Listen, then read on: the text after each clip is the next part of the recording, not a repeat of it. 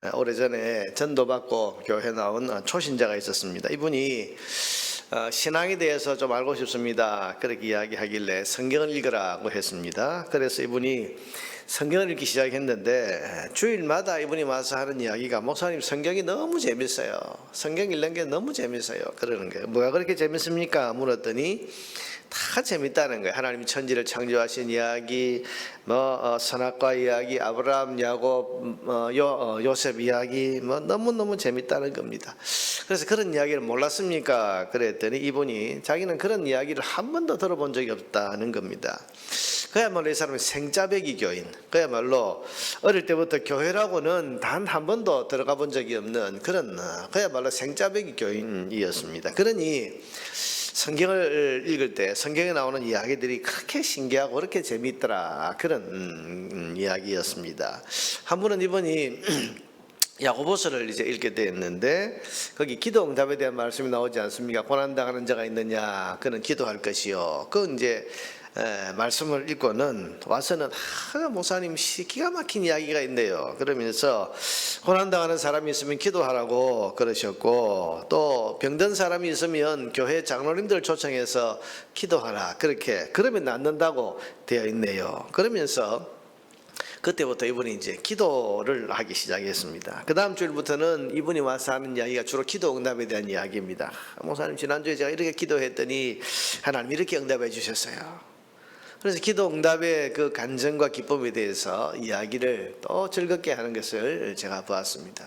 제가 그분을 보면서 느낀 것이, 참 단순하고도 순전한 믿음을 가진 게 저런 거구나, 그런 생각을 했습니다. 이런 성경 말씀을 읽어도 신기하고 놀라운 마음으로 성경을 읽고, 왜? 처음 읽으니까, 이런 이야기를 처음 대하니까 이 말씀 한 구절 한 구절이 정말 이게 신기하게 보이는 거죠.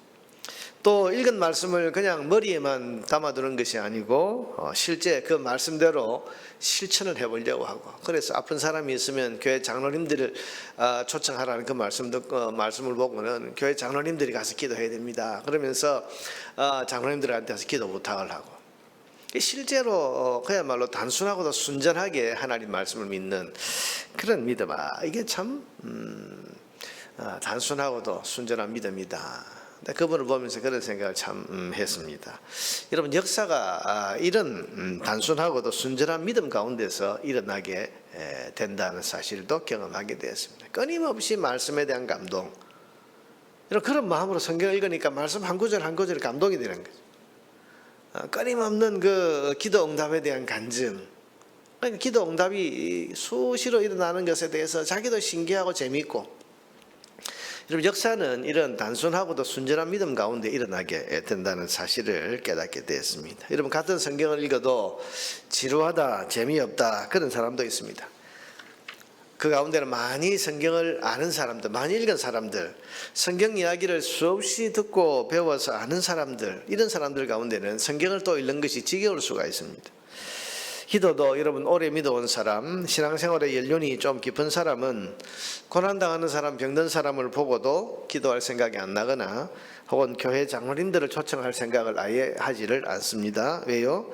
이미 알고 있다고 하는 편견, 오래 믿어왔으니 내가 잘 알고 있다고 하는 교만이 이 순전하지 않은 복잡한 믿음, 그래서 단순한 믿음 반대말이 뭘까? 복잡한 믿음이라 저는 그렇게 이제 복잡한 믿음, 뭔가 복잡해요. 그냥 단순하게 하나님 말씀하셨으니까 믿고 받아들이는 게 아니고 생각이 복잡합니다. 복잡한 믿음. 그런데 여러분, 이렇게 복잡한 믿음은 역사하기가 쉽지 않은 것 같습니다.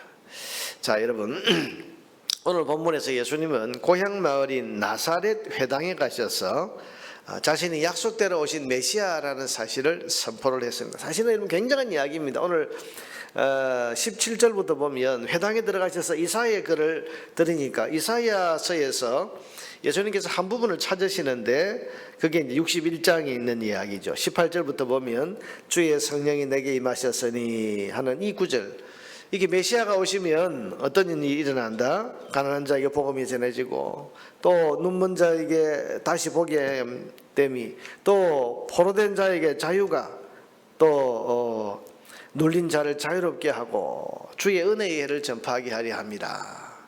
메시아가 오시면 이런 일이 일어난다. 이 말씀을 읽은 다음에 예수님이 뭐라고 하셨는가 하면 21절에 이에 예수께서 그들에게 말씀하시되 이 글이 오늘 너희 귀에 응하였느니라. 오늘 이 말씀이 성취되었다. 무슨 말입니까? 내가 이 이사야서에 예언된 그 메시아다라고 하는 놀라운 선포를 하십니다.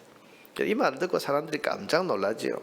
그런데 놀라기는 하는데 반기지를 않습니다. 22절에 보니까 뭐라고 그럽니까? 예수께서 그들에게 22절에 보니까 그들이 다 그를 정언하고 그 입으로 나오는 바 은혜로운 말을 놀랍게 여겨 이르되 이 사람이 요셉의 아들이야. 요셉의 아들이란 말은 나사렛에서 목수하던 요셉, 목수 요셉의 아들이 아니냐. 이 예수님을 아주 낮추어서 부르는 업신여기는 그런 말입니다.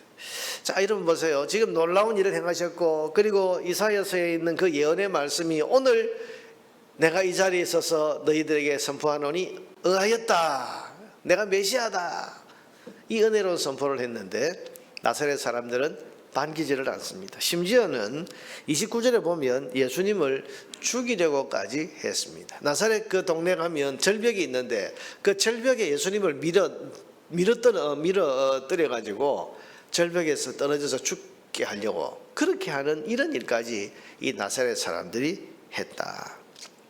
왜 그런가 하면 예수님께서 그 앞에 무슨 말씀을 하셨는가 하면 하나님의 은혜가 이방인들에게 임한다. 그래서 예를 든 것이 엘리사 시대에는 시돈 여인 사렙다 과부에게 임했고, 엘리사 시대에는 나만, 저 수리아의 장군인 아람 장군이었던 나만에게 임했다. 하나님의 은혜가 이방인에게 임했다고 하는 그 말씀을 하시니까 이게 우리 모욕하는 이야기다. 그래서 예수님을 죽이려고 하는 겁니다. 자, 여러분, 예수님이 하신 말씀이 뭡니까? 엘리야 시대에는 왜 이방인 이 시돈 사렙다 과부에게 하나님의 은혜가 임했냐? 우리가 그 열왕기서를 읽으면 알 수 있지만 그 시대의 이스라엘 백성들 중에는 하나님 살아계시다는 믿음을 가진 사람이 없었기 때문에 하나님께서 하나님 살아계신 증거를 저 이방인에게 보이시는 거고, 엘리사 시대에 이 이스라엘에도 이 나환자들이 많이 있었지만은 그런데 하나님 살아계신 것을 믿는 믿음 가진 사람이 이 이스라엘 땅에 없으니까, 하나님 백성 가운데 믿는 사람이 없으니까 저 수리아의 장군인 나만을 하나님께서 고쳐주시는 그런 은혜를 베푸셨다는 겁니다. 무슨 이야기입니까? 믿어도 먼저 믿어야 되는 사람이 이스라엘 사람들이고, 당연히 하나님 믿고 하나님의 능력을 의지해야 될 사람들이 이스라엘 사람들인데, 근데 당연히 믿고 당연히 하나님을 알아야 될 이 사람들이 하나님 믿지 않고 하나님의 능력을 믿지 않으니까 주님의 은혜가 아직 주님을 알지 못하는 새로운 사람들에게로 그렇게 임하게 된 것입니다. 그 말씀을 하시는 겁니다. 자, 무슨 이야기입니까? 나사렛 사람들이 왜 예수님을 받아들이지 않습니까? 너무 잘 알고 있다는 거예요.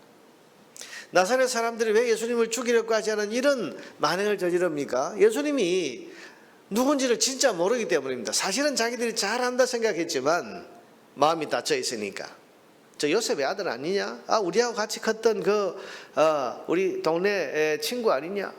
이 편견과 잘 안다고 하는 교만이 있으니까 당연히 알아도 먼저 알아야 될 사람, 당연히 믿어도 먼저 믿었어야 될 이 나사렛 사람들이 이 소위 저는 이걸 익숙함의 편견이라고 표현하는데, 너무 잘 알기 때문에 나는 다 안다고 생각하는 그런 편견, 너무 잘 알기 때문에 나는 다 안다고 생각하는 교만, 이 편견과 교만 때문에 예수님을 배척하고 오히려 물리치려고 했던 겁니다.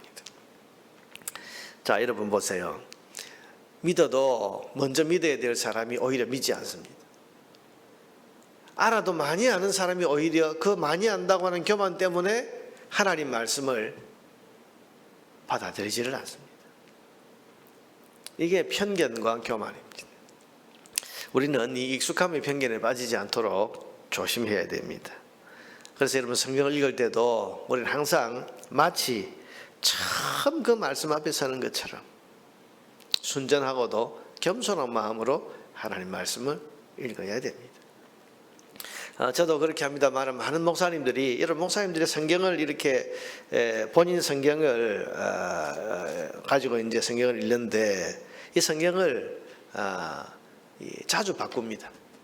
자주 바꾸는 이유 중에 하나가 뭔가 하면 소위 전에 성경을 읽을 때 줄을 쳐놓고 표시를 해놓고 해는 이것이 다음에 성경을 읽을 때 처음 성경을 읽는 것 같은 마음으로 대하는 것을 방해하기 때문에, 그래서 여기에 뭐 메모를 해놓고 표시를 해놓고 뭐 빨간 줄을 그어놓고 이래 했던 이 성경을 몇 년에 한 번씩 바꿉니다. 아무것도 없는 깨끗한 성경으로. 왜? 처음 성경을 읽는 것 같은 그런 마음으로 성경을 대하기 위해서 소위 편견에 빠지지 않으려고 그러는 겁니다. 여러분, 성경을 읽을 때도 우리는 마치 처음 말씀 앞에 서는 사람인 것처럼 그런 순전하고도 겸손한 마음으로 말씀 앞에 서야 되고, 여러분, 편견과 교만은 순전한 믿음을 방해할 수 있기 때문입니다. 우리가 오래 믿은 것이 은혜가 되어야지 오래 믿은 것이 교만이 되지 않도록 주의해야 됩니다. 성경을 잘 알고 말씀을 많이 배우고 아는 것이 나태함이나 편견이 되지 않도록 주의해야 됩니다. 언제나 단순하고도 순전한 믿음으로 주님 앞에 서도록, 단순하고도 순전한 믿음으로 하나님 말씀 앞에 서도록 우리가 힘써야 됩니다. 여러분, 이건 노력해야 됩니다. 애써야 됩니다. 예수라는 저 사람이 나사렛 사람들이 저 예수라는 저 사람이 어릴 때부터 우리와 함께 살고 저 집안 내가 너무 잘 알지만, 그런데 오늘 하는 저 말씀을 들어보니 저분은 내가 알고 있던 안다고 생각했던 그 요셉의 아들 목수의 아들이 아니라 저분은 전혀 다른 분이다. 이런, 여러분, 처음 대하는 것 같은 이 순전하고도 단순한 이 마음으로 대해야, 여러분, 그래야 예수님을 받아들일 수 있지 않겠습니까? 단순하고도 순전한 믿음만이 참된 능력을 나타내게 된다는 사실을 여러분 믿으시기를 바랍니다. 그래서 항상 처음 주님을 만나는 것 같은 설레임을 가지고 주님 앞에 서는 그런 노력을 우리가 날마다 함을 통해서 우리의 믿음이 오히려 더 오래 믿었기 때문에 은혜가 되고, 성경을 잘 알기 때문에 오히려 그것이 더 우리에게 더 큰 은혜와 능력이 되는 그런 순전한 믿음, 그 순전한 믿음을 세워갈 수 있는 우리 모두가 될 수 있기를 주님의 이름으로 축원합니다.